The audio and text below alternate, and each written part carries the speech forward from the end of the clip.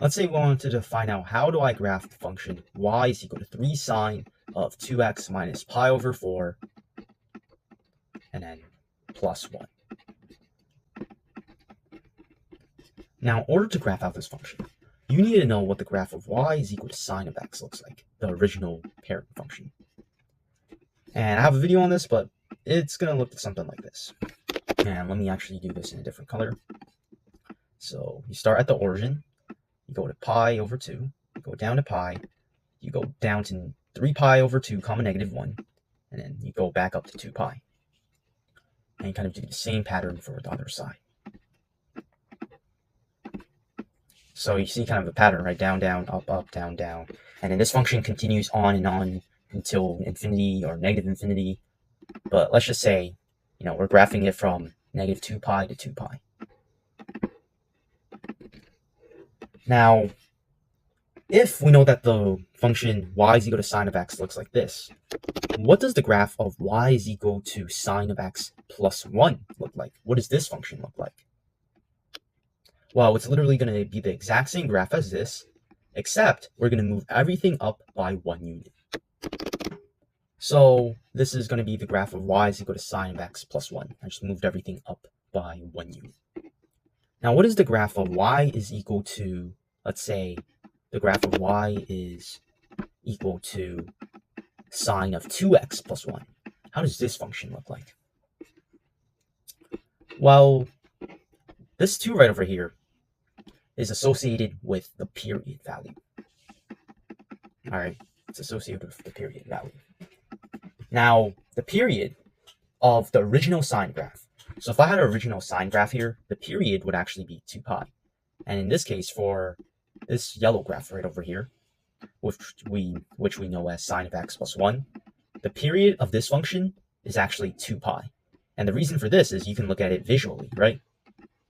The distance from 2 consecutive points in the graph that are going at the same direction is 2 pi, right? The distance between 2 of the same points, right? These are both located at y is equal to 1, and they're both moving upwards, right, at the same direction, right? They're moving up at the same direction. The period would be 2 pi in this case. And to get the period of a function, what you do is you take 2 pi and you divide it by the absolute value of, in this case, 2, right? So what you're going to do is you're going to take a look at this inside value right over here, this 2, and you're going to plug it into this formula. So 2 pi divided by this 2 right over here. And this is going to be equal to pi. And this means that our new period for this function is going to be pi, meaning that the distance between 2 consecutive points on a graph are sort of moving in the same direction. So the distance between 2 consecutive points on our graph is going to be pi instead of 2 pi. So notice how this graph is now basically, it's oscillating 2 times faster than we had before, right? Our original graph before, right, our period was 2 pi. Now notice how the distance from kind of this point and this point right over here is pi. And notice how they're the same point and they're moving in the same direction, right? So the period is going to be pi. And you might be wondering, well, how the hell do I get negative 7 pi over 4? How do I know that this point right over here was linked to negative 7 pi over 4? How do I know there's a negative 5 pi over 4, and so on? Well, if we take a look at the original sine function, so I'm actually going to go to Desmos, right? Notice how the distance between one kind of a minimum point in this case to the kind of point on the middle, so on the midline, notice how the distance between these 2 points is pi over 2, right? So let's write that down. On the regular graph for sine of x, the distance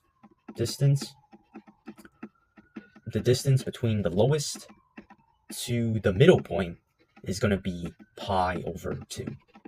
And it's actually true for if you're going from the middle point to the highest point, right? It's still pi over 2, highest to the middle point, right? It's true for all of those scenarios. But let's just say, from the lowest to the middle point, it's pi over 2. Now we know that the period of our sine graph is 2 pi. And let's just say this is our sine graph.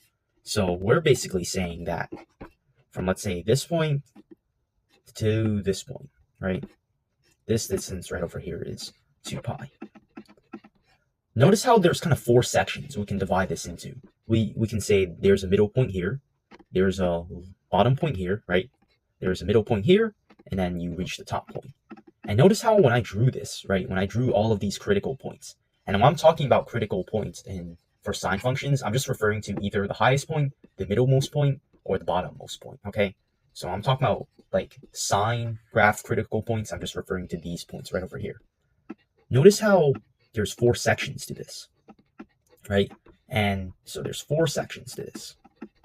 So if I wanted to find out the distance for one section, well, what I do is I take the whole thing, which is 2 pi, and I divide it by 4. So I get pi over 2, which we knew before from Desmos, right? That's the distance between, right, the highest or the middlemost point to the highest point, right? That's what we kind of confirmed. So whenever you're trying to find the distance between the highestmost point to kind of the middlemost point, or any of these scenarios, what you do is you take your period and you divide it by 4, because there's 4 sections in one cycle. So that is the important thing to know. So in this case, I know that my period is pi, right? The distance from here to here is pi. So what I did is I multiplied pi by 1/4, and I got pi over 4. And notice how the distance between these 2 points right over here, right? The distance between these 2 points is pi over 4, right? Distance between these 2 points, right? Pi over 4. And you see the pattern. So that is one very important thing to know. Multiply by 1/4. Multiplying the period by 1/4 kind of gives us like the correct scale for this function. All right. What is the graph of y is equal to 3 times sine of 2x plus 1? So if this function right over here is sine of 2x plus 1, well, what is the graph of y? Sorry, this plus 1 is outside the parentheses. That's important. So if this function right over here is sine of 2x plus 1, what is y is equal to 3 times sine of 2x plus 1? What is that going to be looking like? Well, you can think about this function right over here as 1 times sine of 2x plus 1.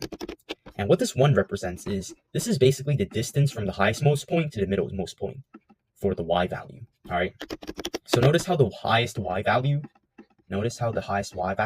is at y is equal to 2. And notice how the middlemost point is at y is equal to 1. Sorry, I didn't really draw this the most accurate, but the distance between these 2 points is 1, right? Because 2 minus 1 gives us 1. So that's basically what this 1 on the outside represents. It represents that the distance from the highestmost point to the middlemost point is 1. Or you can think about it as the lowest point to the middlemost point. That's also equal to 1. Now what this 3 represents is, what we're going to do is the distance from now, the middlemost point to the highest point, is now changed from 1 to 3. So let's see how that looks. So notice how it's literally the exact same thing as the graph we had before, the sine of 2x plus 1, except with this 3 at the front. What it does is now the distance from the middlemost point, which is still 1. So whenever you're changing the amplitude, the middlemost point stays the same. What changes is the highest point and the lowest point. So in this case, our highest point has changed from 2 to 4. So the highest point is now 4, and the middle point stays the same. Notice how this distance is 3, right? Because 4 minus 1 is 3. Matches up. Let's look at the bottom point, right? The bottom point, we now changed it to -2, right? Y is equal to -2. And the reason why we did this is because our middle point is 1, bottommost point is -2. 1 minus -2 gives us 3, which represents this length. Matches up. So that's another important feature. Now, finally, we move on to the final boss. What does the graph of y is equal to 3 times sine of 2x minus pi over 4 plus 1 look like? We already did most of the dirty work, so the only thing that changed now is this minus pi over 4.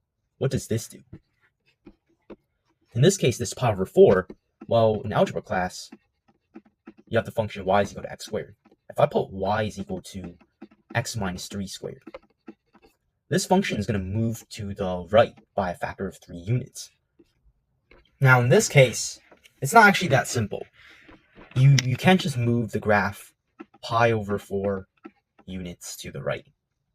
And the reason for this is because, look, so sine functions are in the form a sine of b times x minus c plus d. notice how the b is factored out. Notice how the b is factored out from this x minus c part. So in this case, what we actually have to do is we have to factor out a 2 from this to get it in this form. So we can rewrite this as 3 sine of, in this case, 2 times x minus pi over 8 plus 1. Right, now that we factored out this b term, now we have the c term that tells us our transformation. In this case, this negative pi over 8 tells us that we have to move everything in the graph by pi over 8 units. So whenever your period is not 1, so whenever your b value is not 1, well, in this case, yeah, you would actually have to factor out this value from the other two, kind of from the x and from the pi over 4 in this case. And that's how you get your c value. So that's also something that's super important. Like a very common mistake is people see this pi over 4 and they think, oh, I just moved the graph pi over 4 units. That's not actually true because you haven't factored out this 2 yet. It's not in this form for a sine function. And I have a video on the sine function transformations. So, also check that out if you want to. Anyways, let's just move everything by pi over 8 units. So I'm just going to move this by pi over 8. So this point right over here, would be, well, you can think about negative 2 pi as negative 16 over 8. So that means that this point right over here would have to be negative 16 pi over 8. So this would have to be negative 15 pi over 8, right?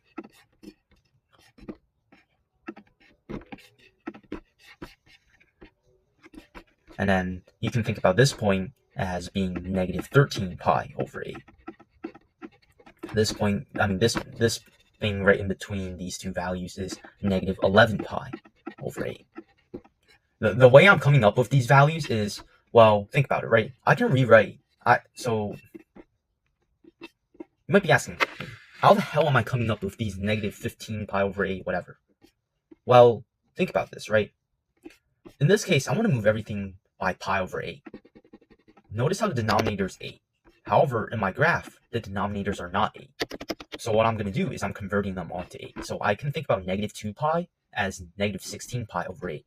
I can think about negative 7 pi over 4 as negative 14 pi over 8, which means that in between negative 16 pi over 8 and negative 14 pi over 8, I have negative 15 pi over 8. And notice how this also follows a sort of predictable pattern. I'm just going down by 2 units at a time, right? So negative 7 pi over 8, this is negative 5 pi over 8, negative 3 pi over 8, and then just negative pi over 8. And I'm not going to, I can sketch the whole thing, but it's very tedious for me to do this. So, excuse me as I draw this out. So, as I don't draw this out all the way, I'm just going to do a quick sketch. This right over here moved by pi over 8. This right over here is going to move to this yellow one I've drawn.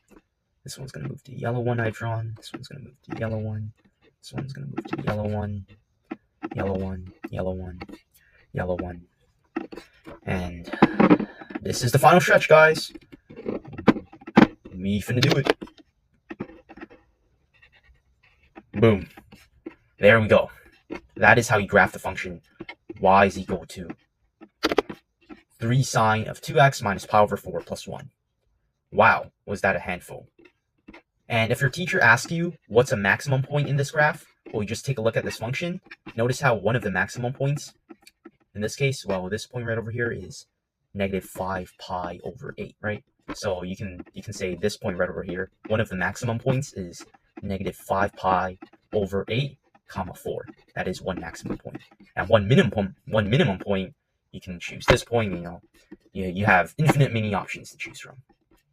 And I think on the algebra 2 regions, you have a graphing calculator. So everything I said here was basically useless because you can literally just graph it out and just look at it by hand. But if you don't have a graphing calculator, this is still important to know.